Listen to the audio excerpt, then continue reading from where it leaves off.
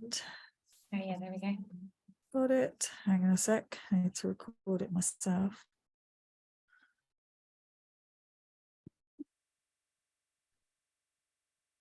Two seconds.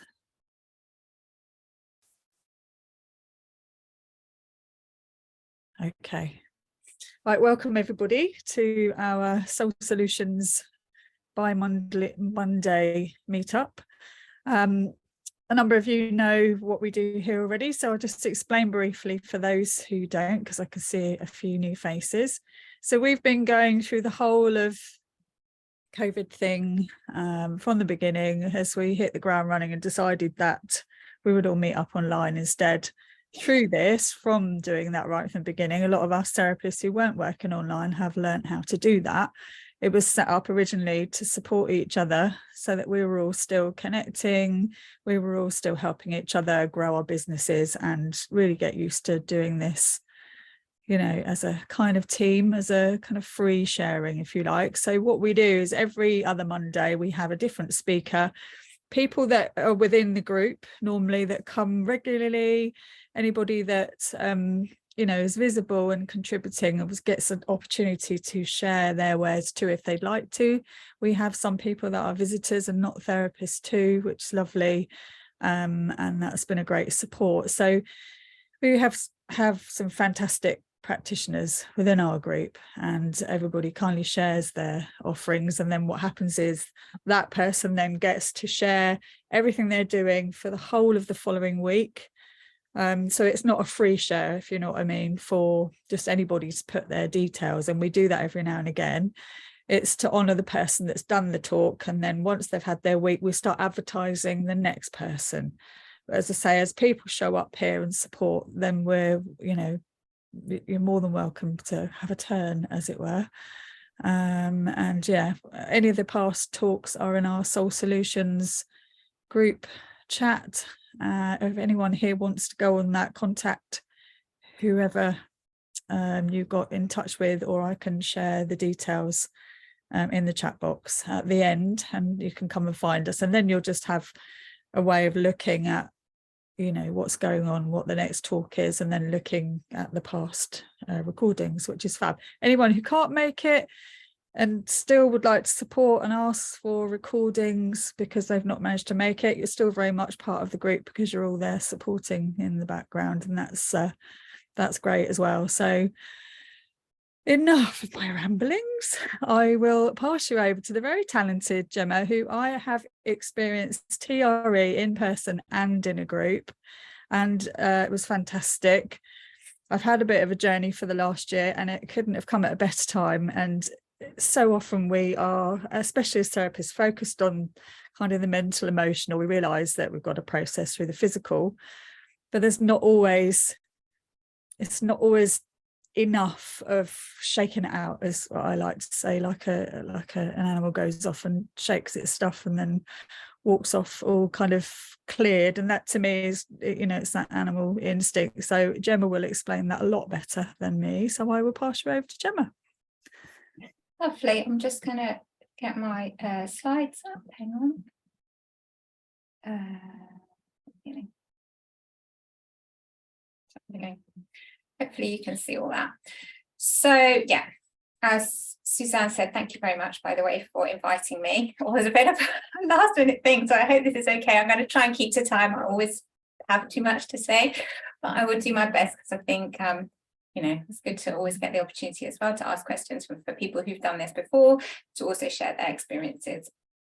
But right, so just to introduce myself to those people who don't know me, my name is Gemma, obviously, and I am a nutritional therapist, and I specialise in immune health and food reactivity. And I am also currently training to be a certified TRE practitioner. And I want to thank the people in this group who have helped me on my journey by being the guinea pigs for me, for my one-to-one and my group training. But I'm hoping, fingers crossed, all being well, I've got my certification appointment next week. So yeah, I'm a little bit premature doing this talk, but Suzanne asked me, so I was like, okay, fine. So as just to kind of explain how I've ended up also training in TRE. So as a nutritional therapist, I am very much interested in the holistic view of health. So thinking about the body as various different systems that all interact with one another. And so if something goes awry with one system, it can have a knock-on effect on something else. So for example, if something goes awry with your digestive system, it can have a knock-on effect with your immune health. Obviously, there are two systems that I'm focusing on. But also it's the other way around as well. So you can work to rebalance, work to support one system, and that can have a positive knock-on effect on other systems that you weren't necessarily anticipating. And I found very early on, so a lot of the people that I'm working with, as I say, I've got food reactivity, they've got autoimmunity, specifically digestive autoimmunity, so IBD, celiac disease. We work a lot with that type of client. People who are reacting not just to foods as well, but also environmental factors, so allergens or chemicals, or all sorts. And I found very early on, that this whole body-brain connection was a really important for this client base. So in saying that, we know that there's a link between stress and the immune system. So for people with autoimmunity, for example, stress can be a trigger, an initial trigger of an autoimmune condition, but also if you've got an autoimmune condition which you're managing quite well, going through periods of stress can really flare up symptoms. Similarly with just generally immune surveillance. So, people who are stressed are going to have issues potentially with becoming more intolerant to other issues, other things as well, other environmental factors. And then as well, there's that link the other way around between their body and their brain. So you might call that sort of somatopsychic as opposed to the psychosomatic, which would be the brain to body.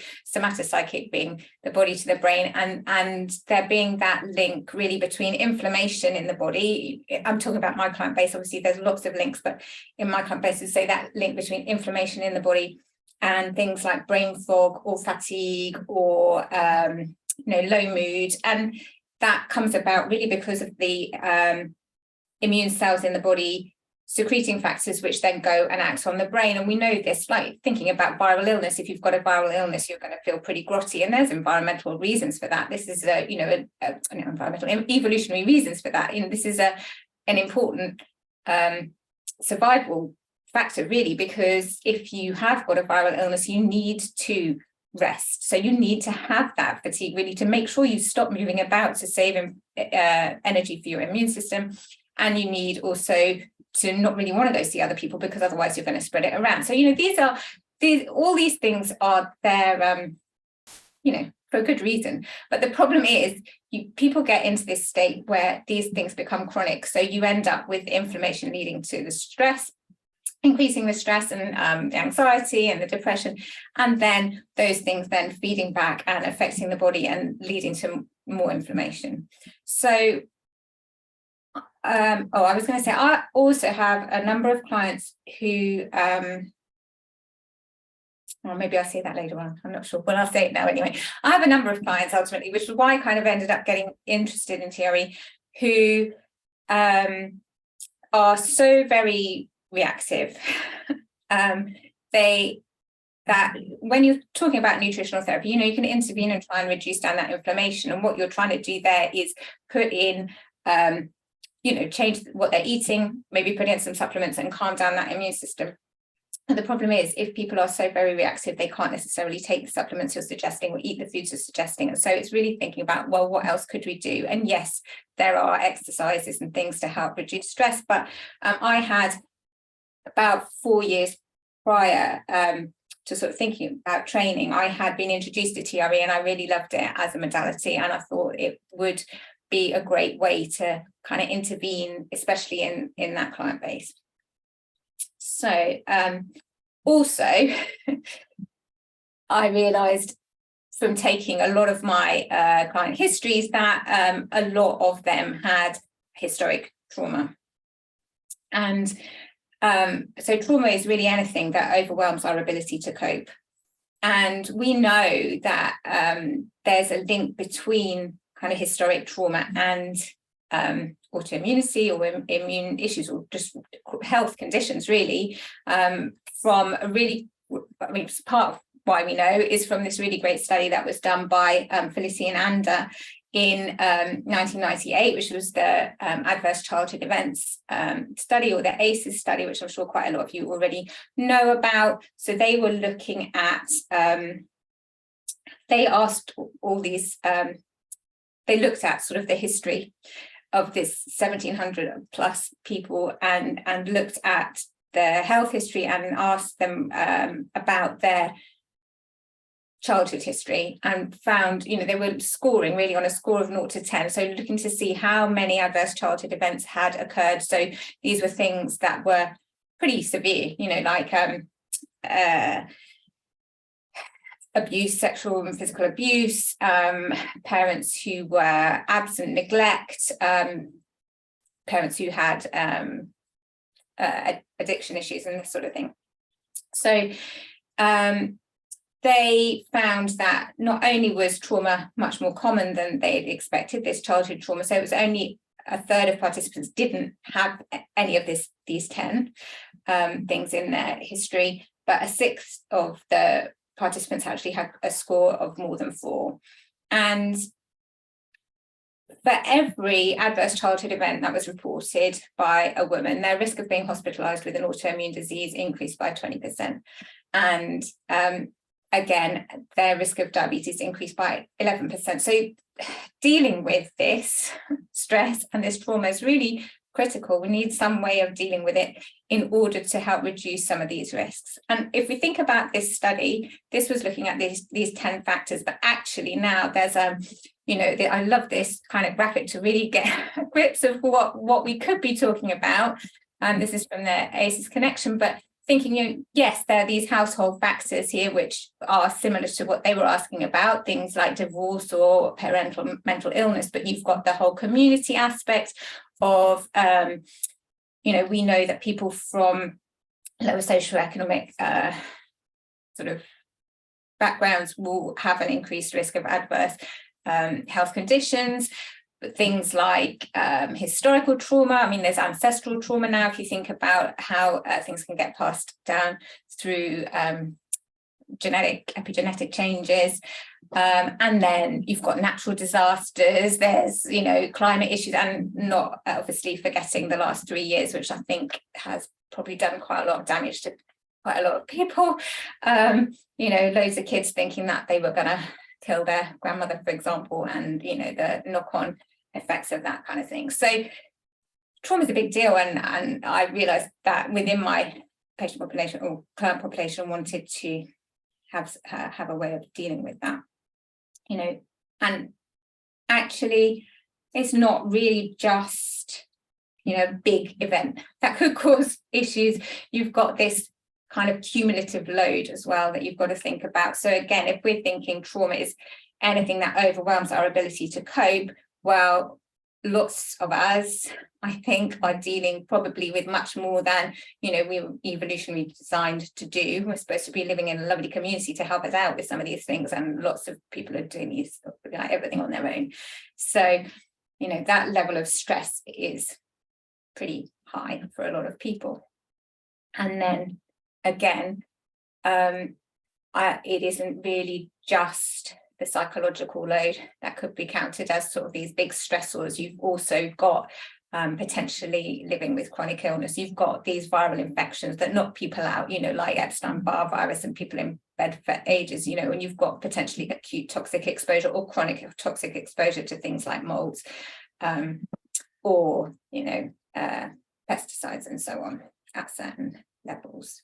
You know, and obviously different people have got different resilience levels and different sensitivities, but you're thinking about this on a personal level, what overwhelms their capacity to cope. Now, you know, the issue with it is that, you know, as I said, you've got this kind of positive or negative feedback loop, whichever way you want to say it, but, you know, this sort of stress and trauma can feed into those bodily symptoms. And if this stress remains, or, you know, following repeated stress, or, you know, following really extreme stresses, it can actually change that set point of what you're going to react to as a stressor. So it makes you less resilient ultimately. And there, I've just put up this bit. I don't want to get too much, well, you know, I probably do want to get too much into the neuroanatomy, but I'm going to try not to get too much into the neuroanatomy here. But just to say that, you know, you've got the hypothalamus, which is going to launch this kind of these stress responses through secreting stress, like leading to the pathway that's going to eventually secrete stress hormones, or also the fight and flight sort of sympathetic activation. That's stress response. But whether or not it does so really depends on all the inputs that it's getting and how they're managed. So you've got things like the thalamus here, which is going to feed into that, which is monitoring. It's your, you know, it says here your sensory gateway. So all those sensory information from your body, from the external world, is going to come into that thalamus, and then you will kind of make a judgment as to whether or not that's problematic or not, and you need to do something based on sort of referring to the hippocampus, which is where all your memories are stored. Is this something that I should be worried about? You know, this thing looks like a tiger. Should I be worried about it? Yes, probably. Okay, right, we'll do something, or not. And then you've also got your amygdala, which is your emotional center. So if, you know, there's a memory linked to whatever you're seeing, which was a very strong memory, that's going to likely cause a reaction. You know, yeah, you just say when they do all those sort of experiments with mice where they're trying to condition their responses to different things. Obviously, if they've got an electric shock or something, they're going to remember a lot quicker not to do such a thing, because you've got that emotional response alongside it, that danger response. So there's your amygdala there. You've got then as well, not marked on here, but, well, actually, I won't say that, but you've then got this basal ganglia, and that's kind of like the gate. It's kind of saying, okay, well, shall we go? Well, shan't we go? And that gets information from your cerebral cortex, which is the front of the brain, saying, this is your rational bit. So this is, you know, your rational brain can feed in and say, look, kind of, you're overreacting here. Let's just calm down a bit. And that will feed in and calm everything down. So that's all great, but the problem is that trauma will change some of this. So it can change the size of your hippocampus. Your memories won't necessarily be having such an impact. It can reduce the strength of the connections between your the front brain and this whole system. So it's just meaning that that rational part of your brain doesn't get so much of a look in, and you're very much more guided by that kind of emotional responses. So there's also this issue, again, with the body-brain connection, whereby inflammation in the body can inflame the brain, and that inflammation in the brain can affect, again, the neural connections. So it can strengthen or weaken, well, generally weaken various connections as well. So, you know, you think, okay, we're in this feedback loop, they had this trauma, well, what can we do about it? It's not, all is not lost, you know. Yes, these things happen, but we're designed, you know, we are designed to overcome this. All animals have horrendous things happening to them and they overcome it. So we also can. You know, we're designed to experience things and survive and learn from them and change our behavior and so on. So there is this ability for the brain, this neuroplasticity in the brain, new connections can be formed, you know, different connections can become stronger and so forth. So set points can be changed for the detriment, as we've seen, but also the other way as well.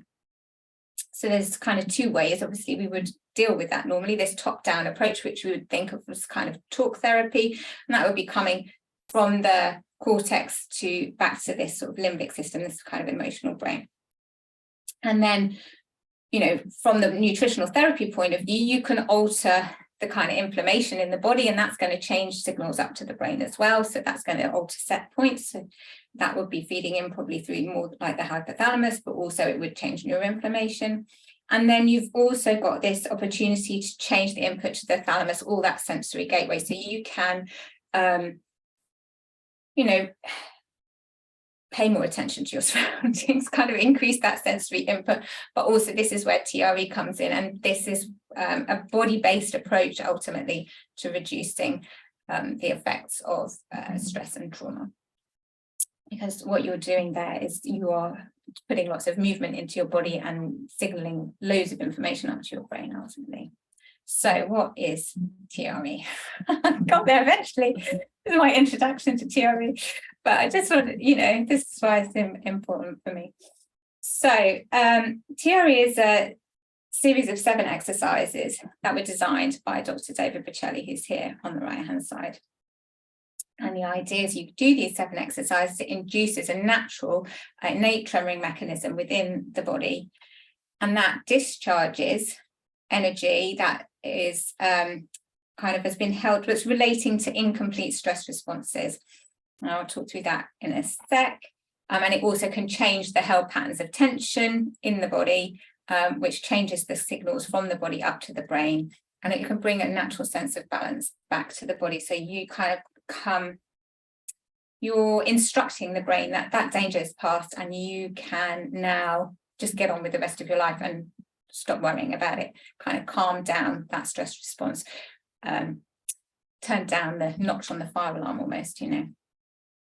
It's a self-help tool. So once you've learned it, you can go away and do it yourself. You can actually learn it from books that David Bocelli has written and put out.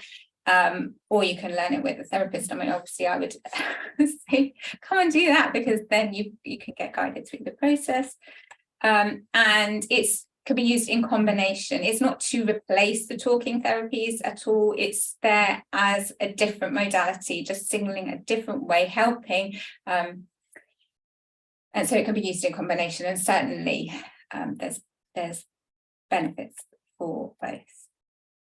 So when I just want to say here, this is the sort of stress, this is the kind of nervous system stress response curve. Maxine did a lovely talk about the polyvagal theory and all of this already. So if you want to get into more information in that, I would watch her talk. But I just want to kind of explain what I mean by discharging that energy. So here, this is where we want to be in this lovely social engagement part of the curve, where we're here in the present moment, we're compassionate, and we're you know, just feeling in connection and feeling responsive to people. This is where our ventral vagus nerve, so that's part of the parasympathetic system, is active. And in reality, we're kind of bobbing about here. So we've got a bit of this ventral vagal state, but also a bit of sympathetic activation. So a little bit of the fight and flight, just to make sure we're kind of doing and being active and getting on with things. So when the stress response comes along, we can kind of go up this curve. So this is the fight and flight. This would be our initial response. Well, actually, our initial response would potentially be to look around, see if we can negotiate and so on, which would actually be in this ventral vagal state. But if that's not going to work, then we'll go up this curve into the fight and flight response. And at that point, that's your sympathetic nervous system. And you also getting the hormonal release here, likely of cortisol, which is going to join in at that point. If the fight or flight didn't really work, you might enter this freeze state, and this is where the dorsal vagal, so the other part of the vagus nerve of the parasympathetic nervous system, and in fact this is the kind of oldest bit of the nervous system, will kick in, and you go into collapse, this freeze state. And that would be, say, for example, and I'm going to show you in a minute a video which kind of goes, which you'll see this in action. But if you were in the jaws of a tiger, you go into this freeze state. And again, it's a survival response to a certain extent, because that prey animal might decide, of the predator animal, sorry, no, which way? Yeah, predator, might decide it's not interested in you now, because you're just no fun, right? You've just gone limp, and it might wander off. Or if that doesn't happen, and it does decide to, you know, continue with its meal, which is you, you've your body's been flooded with endorphins, and you are feeling kind of spacey, dissociated, and you won't feel so much. So that's the dorsal vagal. If for whatever reason danger passes, you then have to come back down the curve, and in order to do that, you go back through this sympathetic state, kind of through the mobilization state, in order to sort of mobilize through the freeze and then back down again. So this is, but what I was kind of saying, by getting back to my other points, and this is, you know, I think it's important to understand this because it kind of fits in with some of the rest of it. But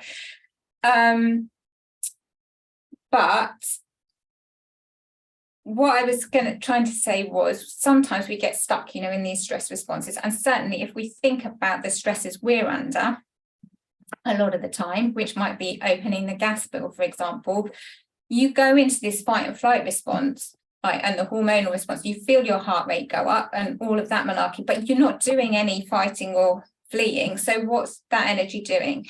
You know, it's not going anywhere. And that's partly what that shaking can do. It can help discharge some of that energy. And sometimes as well, you know, you might go up into that freeze state, and sometimes you might find bits of your body kind of enter that freeze state and you might feel dissociated from them. And again, the shaking can help mobilize. So it's doing the both things, helping to mobilize out of freeze and also helping discharge that energy. So that's that. Right, so getting back to David Bocelli, how does he come about thinking that this shaking was the way forward? Well, this picture isn't really appropriate, but it's just to remind me what I wanted to say, which was he worked in war zones, obviously not this particular war zone, but he worked in war zones, and he was sat in shelters with people, and he noticed once the danger had passed, or while he was in those shelters, a lot of the kids were shaking and trembling, and a lot of the adults were not. And sort of further inquiry made him realize that actually a lot of the adults wanted to shake, but weren't, because they were worried about giving the impression to the kids that they were scared, and this was something to be scared of, and that they were trying to be strong for them. So but the kids were shaking. So it's almost like, well, this shaking is something that is natural, but we have been socialized out of it. And he then looked a little bit further. Oh, actually, I was just going to show you this little video. I mean, only a teeny bit of it. I don't think my sound will work on here, but it's just to show you. I mean, I'm sure a lot of you have shaken when you've been in stressful situations. If you've had a big incident like a car accident, or, you know, something like that, or some sort of shock, you may well have shaken. But just in case not, this girl has just, I'm not going to show you much of the video because I know some of you won't want to see it, but this girl was, I think one of her family members has just shot a deer, and she's just seen it. Okay. I don't think you'll hear the sound, but you will see. You can see this is her shaking. She's saying to her dad, like, she's happy enough, you know, absolutely happy. I'm going to stop it there because otherwise you see the deer. But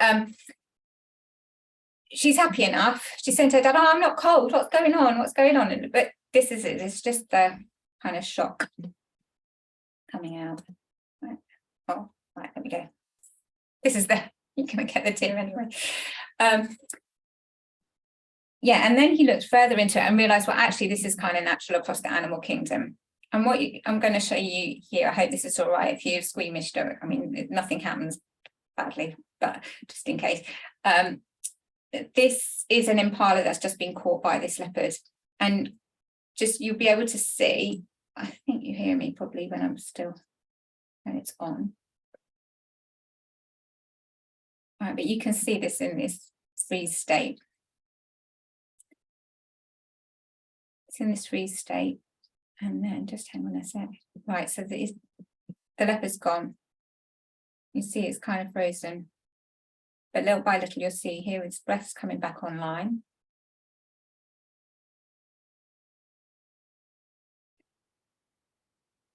And then, in a minute.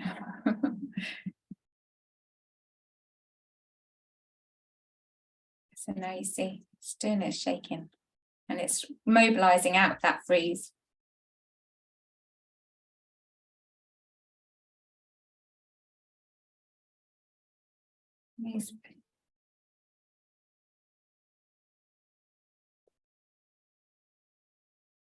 It's kind of shaking down its spine there and just getting things mobilized.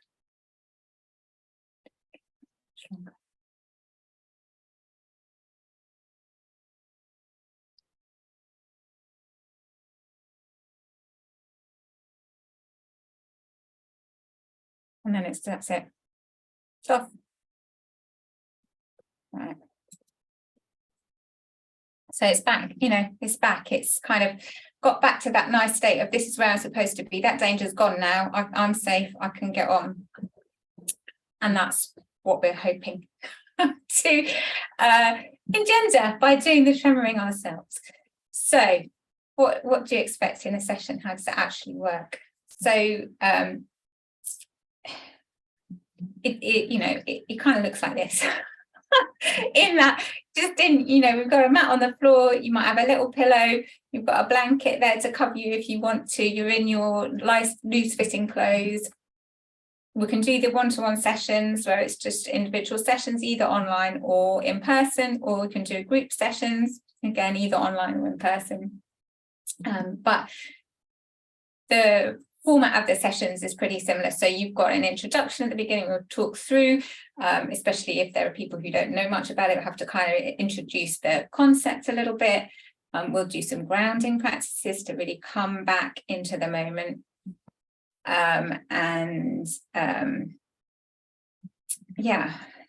Just be present. Run through the 7 exercises and then talk you through how to get into the tremors and how to stop the tremors, and then I will guide you through that. So when we're doing the tremoring, probably it'll be about 15 minutes, maybe 20 minutes, with some pauses in there as well, which for self-regulation, and I'll talk to you about that. And we're guided by your body. So I'm just there as a guide to help you and kind of question, but it's really you being aware of what's happening in your body, being comfortable with what's happening in your body. If you're not comfortable at any time, you take a rest, and just your body will move the way it wants to. And every session, well, often sessions are kind of different. And then at the end, we have some integration. So just lying there on the mat and just letting everything settle. And then a check-in and see how you're getting on. So that's kind of how the sessions work. So why do we run it like that? So first up, the grounding practices at the beginning are really there because we need you to feel present. And grounding actually is one of the ways also to help regulate that nervous system as well. You want to get that sensory input, as I said, saying, oh look, everything's safe here. So really feeling with your senses, feeling what's noticing what's happening in the external environment, potentially noticing what's happening in the internal environment, depending on how easy that is for you. And then for some people, you might have, I've put the dog here, you might have something, especially if you were doing this on your own, it's probably quite handy to have something with you that, helps you feel safe and regulated. Might be something that, like a nice blanket, or you might have a plant that you really like looking at, or something, to help you anchor in that kind of safe space. So do that first. And that helps as well. You be more in touch with what is happening in the body. And that's super important because of this whole concept of self-regulation. So when I'm talking about self-regulation, it's really noticing what is okay for you and what is not okay for you, and stopping if at any point you're unsure. So in this case, sort of on that amber, if there's no need to rush any of these things. So you've been holding potentially tension in your body for quite a while, but that tension was, is there as a protective mechanism ultimately. So if you're letting that go, you want to do that little by little, a bit like if you had a Coke bottle and you shook it up, you wouldn't want to take the cap off straight away. And as you say, for example, if you've been in this freeze state, as I said before, as you come out of that freeze state, you're potentially going into this fight or flight response. Now, you know, you only want to be doing that little by little. So you want to be aware of what's happening, and if things are getting too much, you slow down and take a break. And so then you can check in with your body once you've had a break, see, do you want to do some more? Yeah, fine, great, and you can carry on. Right, I was going to just show you, I'm not going to show you very much of this. I'm going to just try and get, just so you get an idea what the shakes can look like. So because it is really any involuntary movement. I don't want to dictate to you what, you know, your shakes would look like, because who knows, you know, any involuntary movement. So it could be swaying, or it could be trembling, or it could be big movements. Now, this chap is a Marine. I really recommend you have a look at this traumaprevention.com site, which is David Bocelli's TRE site, because there's got lots of case studies on there, so it is quite interesting to see. But as I said, I can't figure out how to work this down, so I'm just gonna, let me just get, so you can kind of just see, so he's doing some shaking. So he's got obviously quite big movements here in this video, but in a minute it's going to cut and you'll see some people behind who are doing, yeah, so this person here has only really got some very small movements, and there's somebody here who's, you can just about see their leg just shimmying a bit. Oh, this guy's got a few legs moving a tiny little bit in the background over here. So, you know, who knows what will happen. So it's really just being curious. Oh, I don't know how to get on to the next page. I don't know if I get it on. There we go. So the benefits of, so I put sit here, the benefits of tremors, that's self-induced therapeutic tremors. So this is obviously trying to get people to think of tremors differently. They can be therapeutic. They're not actually a sign of weakness or just a sign of pathology. There is potentially a benefit to these tremors, to actually let them happen if you're comfortable with that. So there hasn't been a huge amount of formal study. Other modalities maybe have a little bit more, but I wonder if a bit, some of this I think might be because the background. So David Bocelli was is a social worker and a trauma therapist, I think, primarily, whereas some of the other modalities, people are already professors and what have you. They came up with them, so they have that kind of research, you know, experience and unit behind them. But there have been some small studies, and they've looked, you know, there was one which was studying the effects of tremors on heart rate variability, which is a good monitor of parasympathetic activity, so kind of that ventral vagal activity. And then it did seem to improve that, so suggesting that it is affecting the parasympathetic nerves, you know, the nervous system in the way that we're potentially expecting. There's some improvements in perceived stress and flourishing. There's, from my point of view, what's really exciting is there's a chap who is studying TRE in patients with MS, so chronic conditions. And although the largest study he did didn't actually see very much change to the actual spasticity of MS and some of the ALS symptoms, there were huge, there were good improvements in quality of life. So looking at fatigue, dizziness, pain, stress and sensory disturbance. So people who actually have chronic conditions, these factors mean a lot, even if some of the other symptoms don't necessarily go away owing to whatever pathology is going on. And then, you know, some kind of more qualitative studies as well, looking at weekly sessions in disenfranchised communities, and again, improved well-being, mental and emotional scores, and ability to handle stress. So thinking of that kind of resilience, that, you know, and also thinking about maybe that set point in the amygdala, maybe that is, you know, the set point there in the brain, that maybe is changing. If you've got an increased ability to tolerate stress, you're less triggered by small things, you're kind of less hypervigilant. So, you know, these reported benefits from practitioners who are delivering it and the clients who are doing it, you know, there are huge numbers of reported benefits, such as improved sleep, reduced stress and anxiety, as I say, this greater tolerability to stress, sensations of peace and relaxation. I mean, improved body image and awareness. So some of that is potentially if areas of your body have been frozen before you hadn't, and also you're spending that time just coming into the body, coming out of the head and into the body, and becoming much more aware of what's going on. Reduced pain and discomfort. Improvements in relationships, I think, is really interesting. And actually, I think there's one over here as well, which I think it was also really interesting, was that it can affect your resonance of your voice. There's a nice book chapter written about this by a guy who was, I feel like saying vocal coach, but I don't think that's actually what his title was, but he was very interested in sound. And he, is saying, because you're actually changing the tension around the larynx, you're going to change the quality of the voice, and therefore your communication may well change, because people are listening to your tone of voice, not necessarily what you're saying, and your tone of voice is different and more resonant potentially, and so that can actually improve communications in some ways. Can be more grounded.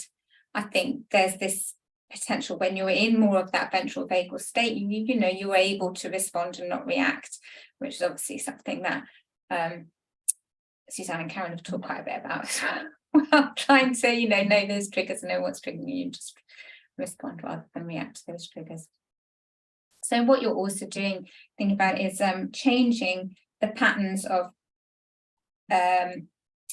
because you're changing the patterns of held tension in your body, you're changing the message that is going from your body to your brain. So this is a message that is getting sent up from your vagal nerve, going in the opposite direction from your body up to your brain. So, we may not really be aware of it, but how we're holding our body is sending messages all the time. I'm not going to get you to do this because of why it might trigger some people, but if you hold yourself like this all screwed up, you can feel that you feel the change in the emotion, in that emotional climate inside. So you can feel the stress and the tension and the potential rage and that anger and the closed downness. Whereas when you've got this opportunity through the tremoring to change those held patterns and become more open and potentially more smiley, and obviously that then changes that message going up to the brain. This is just the vagus nerve. So I think as well, we talk a lot in TRE about shakings to connect. So it is bringing your awareness to your body, connecting back into your body again with curiosity, and the fact that when you're doing the tremoring, you are you're not in charge. You're not in charge at all. Your body's doing it. Your body's doing it, and it's sort of it's quite amazing, really. There's this awe that your body knows what it wants to do, that your body can do all these things without you playing a role, actually, but without you cognitively doing it, and it sort of opens your eyes to that body wisdom. You can connect as well to your nervous system. So I'm very aware in this talk now that I've got too many slides to get through, and that I'm, moving up that curve into that fight or flight response. And it does make you very much more aware of that, and aware that when you need to kind of reground and slow down. It helps you connect to others because you're spending more time in that ventral vagal state, hopefully, or at least, in time, over time. That's the idea. And it helps you connect more to that present moment simply through the grounding practice. Just as I say, being more aware and knowing when to ground. And as I say, potentially gives you more of this opportunity to respond, not react. So I said right at the beginning, that I'm obviously interested in this. The body as being all the interdependent systems, but obviously as holistic practitioners, we're also aware of this healing on potential different levels. This is the diagram that Klinghart has of his sort of 5 levels of healing.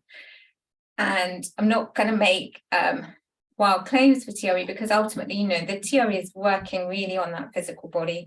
It is changing those patterns of tension.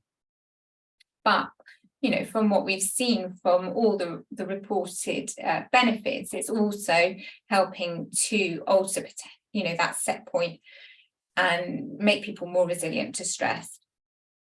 Now, I'm not sure, and I'd be interested to hear what other people who are practitioners in other fields think. But there is this notion, I think, that the meridians and things are running through the fascia. So maybe changing the patterns in the fascia can also free up some blocks and so on in the energy body, and maybe being more in tune with the body and being more,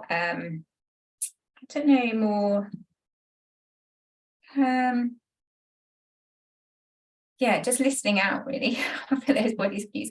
Maybe that can also help with your intuition, if that's where your intuition is coming from. So potentially I'll put that on this, but I don't. So who can benefit? Well, anyone really, anyone feeling overwhelmed, anyone wanting to reduce stress and tension, people who feel things are feeling a bit stuck, people who are a bit of a low mood or emotionally flat. You're wanting to connect more. I don't even know what that says now, because you're all there. Oh yeah, more with the body, more with others. Or if you've got kind of aches and pains. I mean, the people that I'm long-term really interested in working with are people who've got chronic illnesses, chronic health conditions, to try and work on that whole kind of turn that spiral of that body-brain back the other way, and use that as one tool, especially those people who are not able to potentially work in other ways.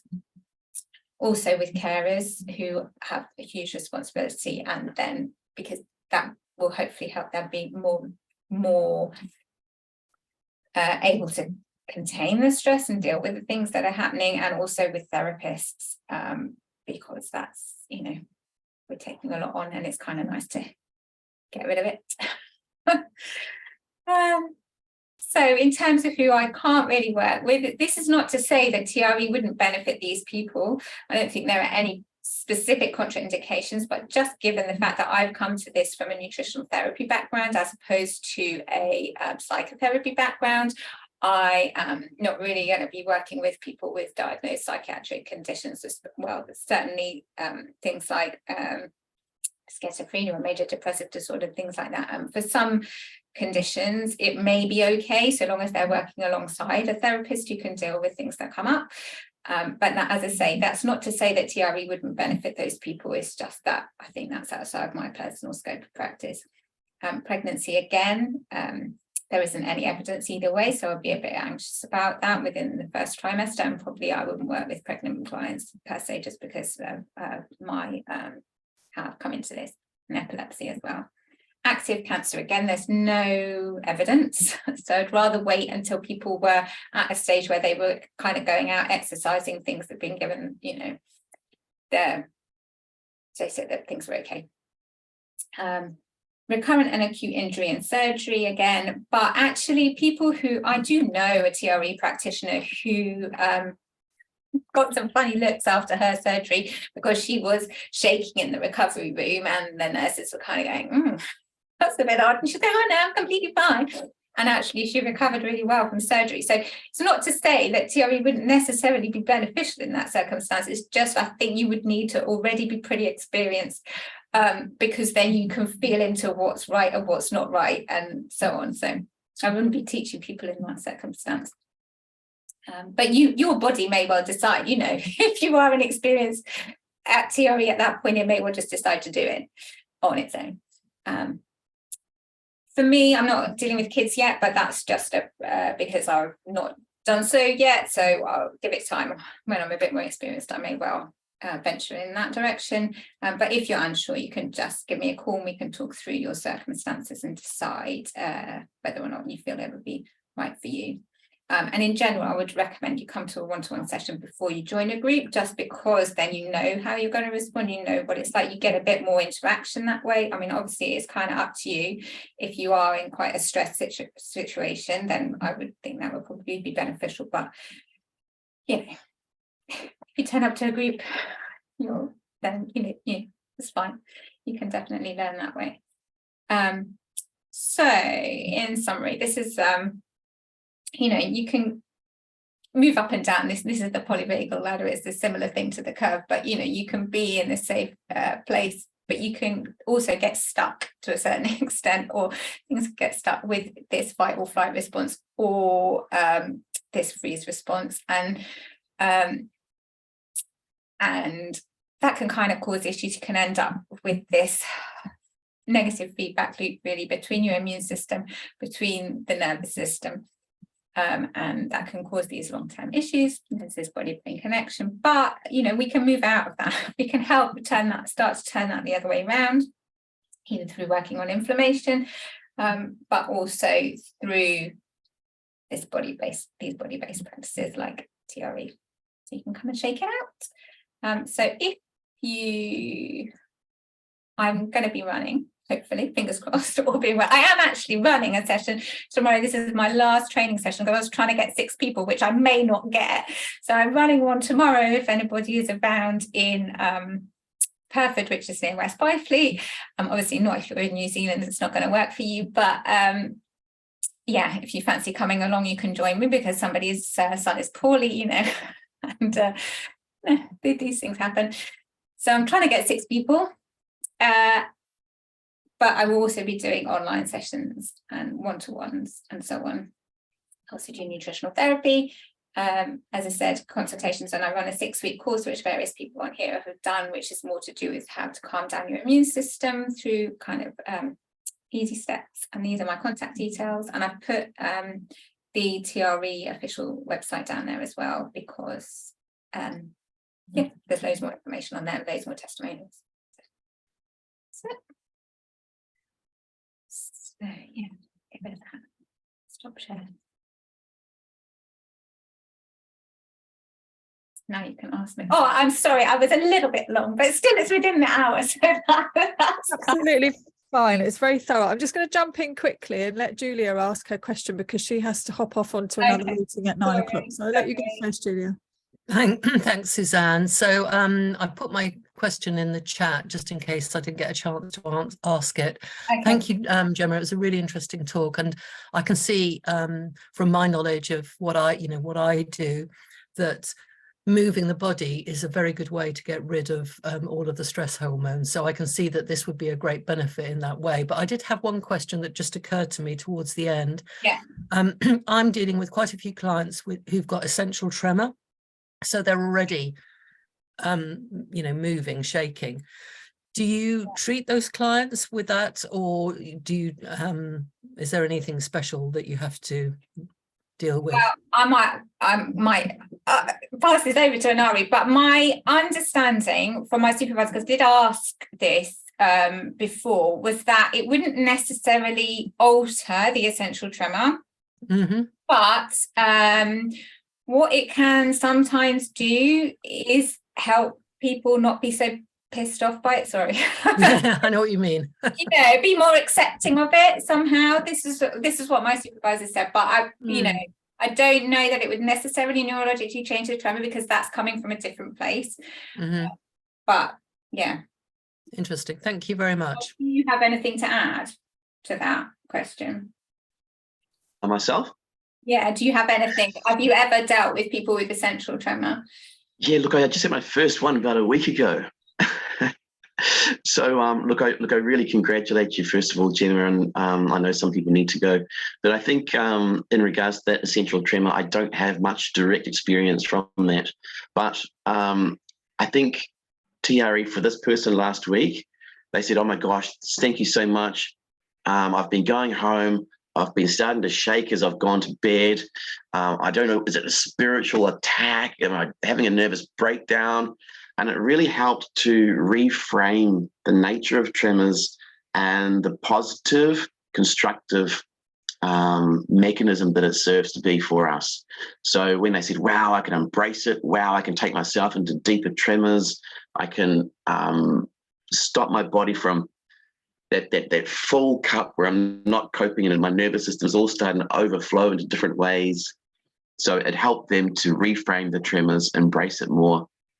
And I think that's just mostly all I can comment on, really, in regards to that particular person. I think that's basically what Magda says, yeah. It just makes you think about it in a different way. Yeah. It's great, isn't it?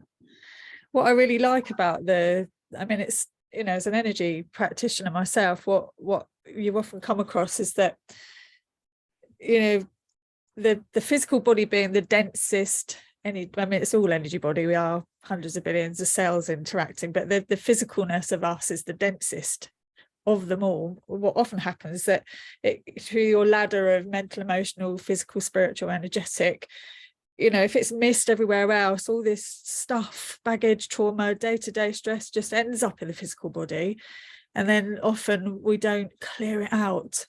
What I like is the doing it the other way around and sending the message, you know, the other way up to kind of clear, and it is absolutely going to affect all the other bodies, because it's creating a new neural pathway, a new habit, a new way of, you know, when it comes top down as well, of your body just naturally even just having a little tremor on its own once you get used to it. We really like that idea.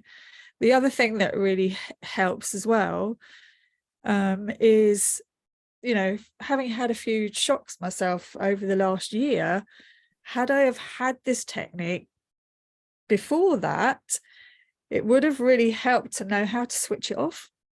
When you go into shock or you're just shaken, you know, it's too much, for example, it's just knowing how to kind of pull yourself out of that situation and have a bit of a break before letting your body go back into it in a safe space is really useful, you know, to know, for everybody to kind of have that knowledge in order to work with the physicalness. Because, you know, we're talking therapies are fantastic, but sometimes we miss out the physical body. You know, we understand the concepts, we do grounding, we do exercises like that, but often we haven't actually fully engaged our physicalness, and that's for working through all the stuff in the base chakra, the sacral, the, you know, the 3 lower chakras, the solar plexus, just really getting through all that stuff in a really grounded, shake it out, clearing the survival tribal trauma stuff that hangs out in those lower chakras is actually really important too. So it affects that delivery of how the energy comes in and out from those systems as well. So that, watching that description that you gave is great for everybody here to see that the other way around. Yeah, well, I think it's that notion as well that you are okay now. It's just, because it's really, it's hard as well. I think you can get yourself in these situations where, yeah, you could do the talk therapy, but often that language stuff is offline. And so it's, you know, not off sometimes, you know, and it's not possible necessarily to do that in the same way. Exactly. Helen, would you like to ask a question? Yeah, I came in late, so my apologies. Okay. So I missed any introduction, so forgive me if you've already said this and I've just missed it. We recorded it, Helen, anyway. So who am I talking to, Helen? Yeah, okay. Yeah, no, I'll go back and watch the beginning. But I suppose I'm listening as well, and the bits of the present, and thank you very much for the presentation. For me, the body holds the score, so the whole idea of shaking just makes perfect sense. And I presume that this is what, because I missed the beginning, I'm thinking, is it what I think it is? But when I saw the video and the person is shaking, which is many years ago, I heard of someone who actually promoted, it's the worst, you know, usually when someone's had a trauma, we try to stop them shaking. When we should allow the body to go, what animals do. This is quite a few years ago. This is a few years ago I heard this, but I mean there's a lot of you know, the body really does hold the score, that's what I was saying, and the shaking, but the spiritual thing, when you were sort of talking about the physical, the energy, the mental, the intuitive, the spiritual, if the body is what's housing those things, then they are all connected. So when you impact on the body, I just got a vibe that actually saying this wasn't, I thought that you thought it, but it was like, I don't want to say No, this. I'm not sure I'm allowed to say it. I don't want to say it. And I Ultimate- just thought, please say we are one, we are divine, and that connection with body, soul, mind, and spirit is very, very real. So when you impact on one, you absolutely infiltrate. You know, it impacts on every single system within the body, and I just really want to say thank you, because watching you not say it or trying not to say it was both heartbreaking on one level but beautiful, very, very beautiful. Well, it's for everybody to experience it themselves. You know, realistically, we're working on the physical body. You know, that's what we're doing. And yes, we're never there is working the just on the evidence physical there body, that though. do the other things. But you know, you will experience it as you experience it.